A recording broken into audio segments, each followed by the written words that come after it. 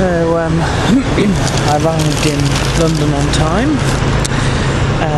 In Victoria, I got my McDonald's, so I did fancy something for breakfast, and I thought, where shall I go? Stone's throw, literally, from the station is the Roman Catholic Cathedral here in Westminster. It's called Westminster Cathedral. This is the Roman Catholic seat.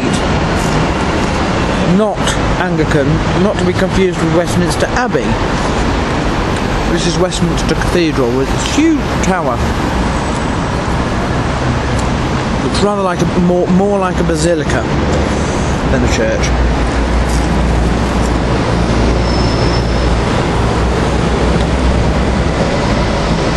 There we are. It's got a little inscription there.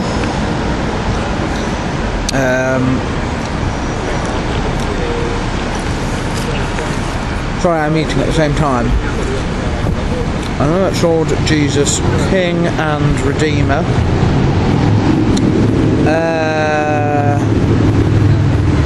Something holy and saving, but I'm not quite sure what.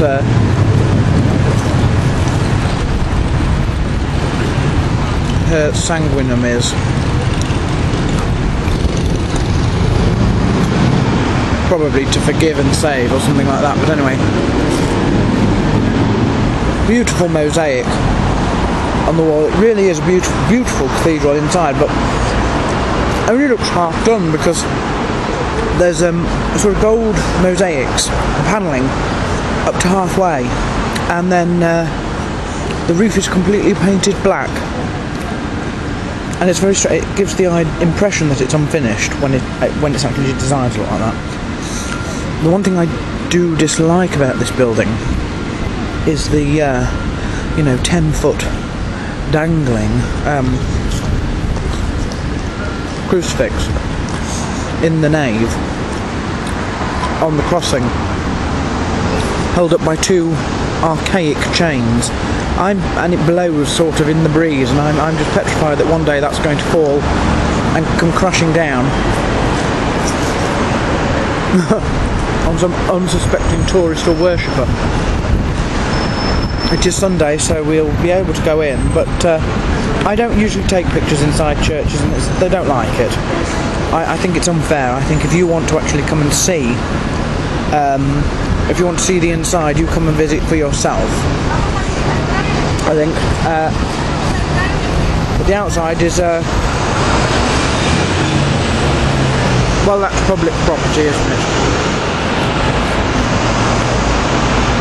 Huge tower.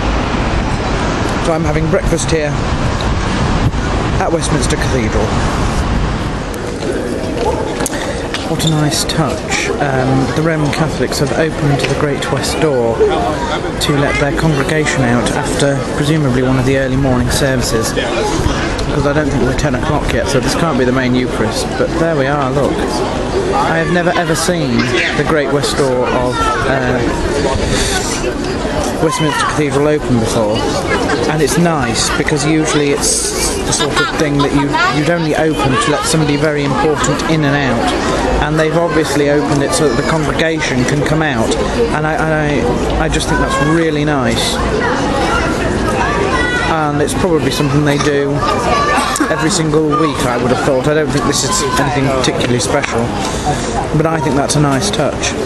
Certainly not something that the Anglican Church or St Paul's would ever dream of doing. Of course, Westminster Abbey is slightly different because its Great West Door is actually tiny. This isn't a huge one, to be fair, but theirs is tiny, and it really is a main entrance and an exit all the time. But you can see that usually they would use these side doors, you see, and this door is a bit of a status symbol for cathedrals. So I think that's very nice.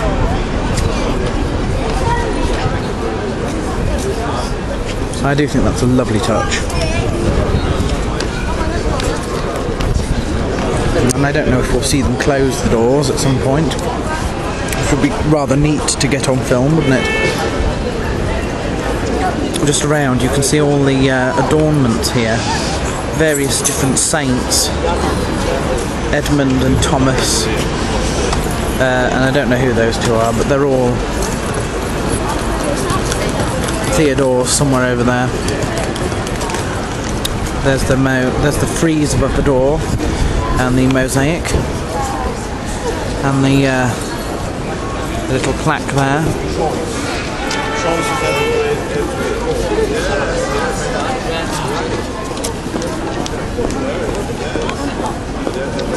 It's very beautiful indeed. And they're closing the doors.